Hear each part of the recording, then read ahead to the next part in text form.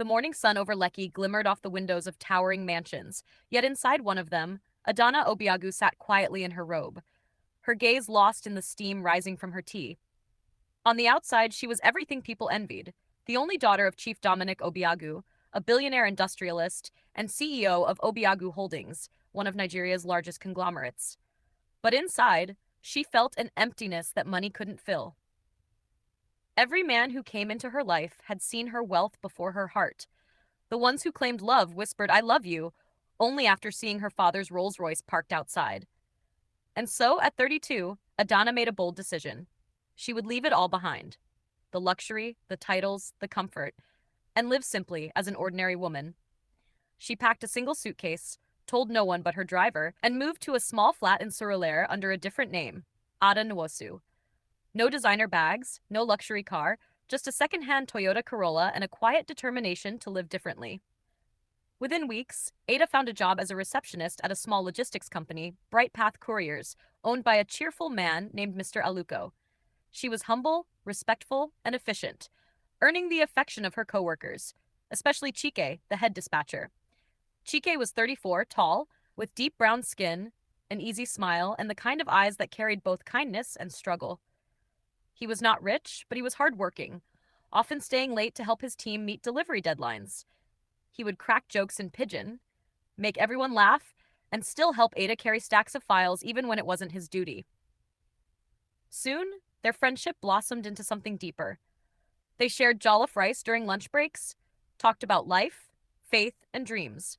Ada admired his integrity and how he cared for his widowed mother and younger siblings. But there was one thing Chike didn't know. The woman he loved wasn't a simple receptionist. She was the heiress of a billion-naira empire. When Chike finally introduced Ada to his family in their modest home in Suka, she was met not with warmth, but suspicion. His mother, Mama Chike, looked her over with narrowed eyes.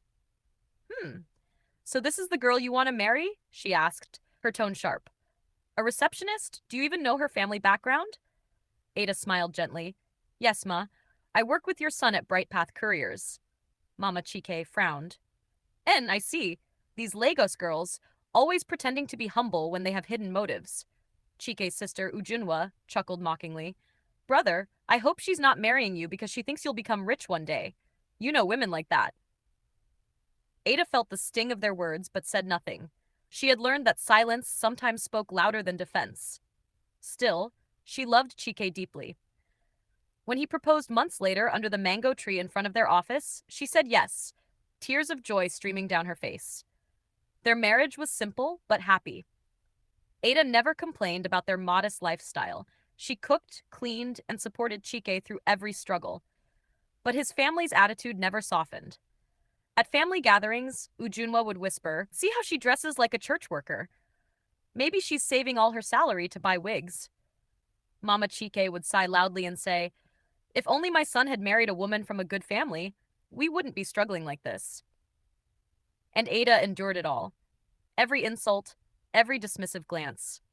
Sometimes she'd stand in the kitchen washing plates, her eyes filling with tears, but she refused to reveal who she truly was. She wanted to prove that her love was real, not bought, not earned by status. One Sunday afternoon, after years of quiet humiliation, Chike's family invited her and her husband to dinner. As usual, the table was filled with murmurs about real women and proper wives. Ujunwa, now married to a boastful businessman, sneered, "Ada, you should ask my husband for advice. Maybe he can get your husband a better job." Laughter filled the room. Ada's fork trembled in her hand, but she still smiled. Then Mama Chike added softly, "You see, Ujunwa, some people are not born into wealth. They should just stay where they belong." That was the moment something inside Ada broke. Not in anger, but in quiet resolve. She looked around the table, her eyes calm and steady. "Enough," she said softly. The room went silent. Even Chike froze. Ada stood up slowly, her voice firm but gentle. "I have stayed silent for years out of love and respect, but I think it's time you knew who I really am." She reached into her bag and placed a gold-embossed card on the table. Adanna Obiagu, CEO, Obiagu Holdings. Everyone stared, mouths open. I came into this family not as a billionaire's daughter, but as a woman who wanted to love and be loved for who she is. I chose simplicity because I wanted a life of truth. But you all saw only what I didn't have, not who I am. Tears welled in Chike's eyes as he looked at her, speechless. Ada smiled softly. I never needed your acceptance, Doc. I only wanted your kindness. Then she turned to her husband. I love you, Chike. Always have, always will. But now, it's time they see me for who I truly am.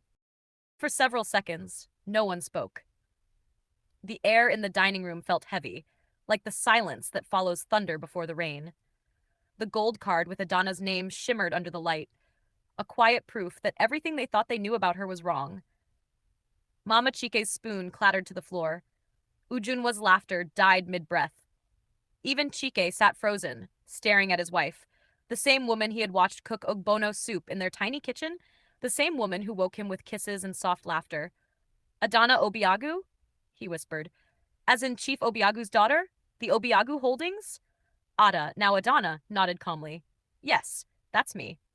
Ujunwa's voice trembled. Wait, are you saying you're the one on the business magazine covers? The one that owns the shipping company in Victoria Island? Adanna's lips curved into a faint smile. Among other things, yes. The table fell silent again. All the years of mockery, all the sneers and gossip, now burned with shame in their hearts. Mama Chike found her voice first. But why? Why would someone like you hide who you are? Why live like a poor woman when you had everything? Adanna's eyes softened. Because wealth can buy comfort, but not truth. I wanted to find someone who loved me for who I am, not for the cars I drive or the name I carry. I wanted peace, not performance. Her words hung in the air like a gentle sermon. Then she turned to Chike, who was still staring at her as if trying to make sense of everything. I didn't mean to deceive you, she said softly. I just wanted to live a normal life for once. You gave me love that was pure and real, something I never found in my world of luxury. Tears filled Chike's eyes. Adanna, I don't even know what to say. I feel like I've been dreaming. She smiled faintly. Don't feel betrayed. Feel blessed. Because my love was never a lie. The days that followed were strange. Word spread quickly in the neighborhood. Chike's wife is a billionaire heiress. Some of the same people who once mocked her now greeted her with forced smiles and exaggerated respect. Mama Chike couldn't look Adanna in the eye. She would mutter prayers every morning, asking God for forgiveness for all the things she'd said. Ujunwa, embarrassed beyond words, deleted all her old social media posts where she had once bragged about being the rich one in the family. But Adanna carried herself with grace. She neither gloated nor sought revenge. She still helped in the kitchen, still greeted Mama Chike respectfully, still smiled the same gentle smile. Her calm humility was more powerful than any lecture could be. One afternoon, Mama Chike came to her room with trembling hands. My daughter, she said quietly, I owe you an apology. I judged you. I insulted you. I treated you like you were beneath us, when in truth, you were the one who showed us how to live with dignity. Adanna stood up, tears in her eyes. Mama, you don't owe me anything. I never wanted you to see me for my money. I just wanted you to see my heart. The older woman embraced her tightly. For the first time, she truly saw Adanna, not the poor wife, not the hidden heiress, but a woman of grace and courage. Months passed, and life slowly returned to peace. Chike's business began to flourish with Adanna's quiet support, not from her wealth, but from her wisdom. She helped him manage his courier company better, guiding him through mistakes, teaching him patience, planning, and leadership. Soon, Bright Path Couriers became one of the fastest-growing logistics companies in Lagos. People admired Chike's success, but only he knew the real secret behind it. A woman who never boasted, never competed, but believed in him even when the world didn't. One evening, as they sat on their balcony watching the sun dip over the horizon, Chike took her hand and whispered, I don't care how rich you are, Adanna. I just thank God that he brought you into my life. You taught me that love is not about what we have, it's about who we are. She smiled, her eyes glistening. And you taught me that simplicity doesn't mean lack, it means freedom. Years later, they built a foundation together. The Obiagu Chike Foundation for Women and Youth Empowerment, helping struggling families, widows, and young entrepreneurs. Whenever Adanna gave speeches at conferences, she often ended with the same words, I once hid my wealth to find love, and in the process, I found purpose. If you judge people by their clothes, you may never know the worth of their soul. Her story became a quiet legend, not of riches or power, but of humility, faith, and the strength it takes to love beyond appearances. And though she could buy anything she wanted, Adanna always chose the simplest things: quiet evenings, honest laughter, and the kind of love that no amount of money could ever purchase. This is the end of this story. The moral lesson of this story is true worth lies not in wealth or status, but in the kindness of our hearts and the strength to remain humble no matter what we have. Love built on truth is stronger than gold, and character will always outshine class. If you enjoyed this story, don't forget to like, share, and subscribe for more emotional African stories that touch the soul and teach powerful life lessons. Tell us in the comments, would you have revealed your true identity like Adanna did?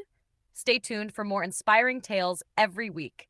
Stories of love, betrayal, redemption, and hope from the heart of Africa.